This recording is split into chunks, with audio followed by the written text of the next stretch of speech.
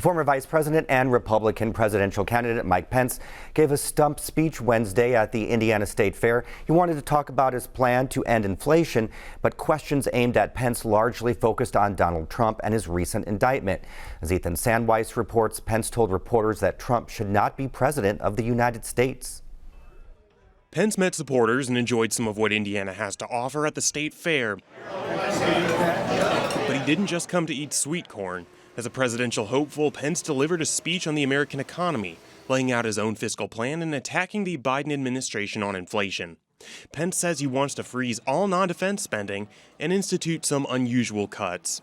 We're going to end that giveaway to graduate students that his student loan giveaway is, putting a burden on working families.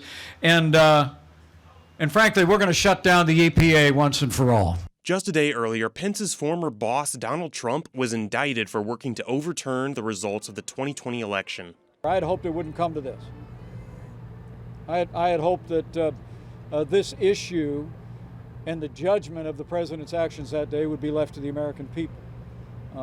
But now it's been brought in a criminal indictment. Pence criticized Trump and defended his own decision to certify election results. Sadly, the president was surrounded by a group of crackpot lawyers that kept telling him what his itching ears wanted to hear. Pence criticized Trump and defended his decision to certify election results. On that day, President Trump asked me to choose him over my oath to the Constitution, but I chose the Constitution of the United States.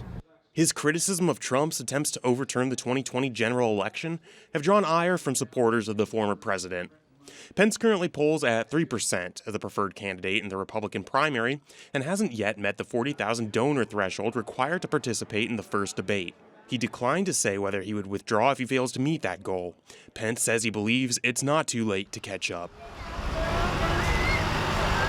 I look forward to being in Milwaukee and can't wait to have a debate about the future of the Republican Party. Some of his supporters aren't so sure.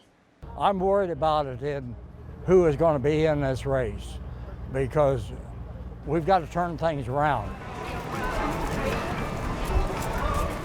For Indiana News Desk, I'm Ethan Sandweiss. Now, the first Republican primary date will be in Milwaukee on August 23rd. 7 candidates have already qualified.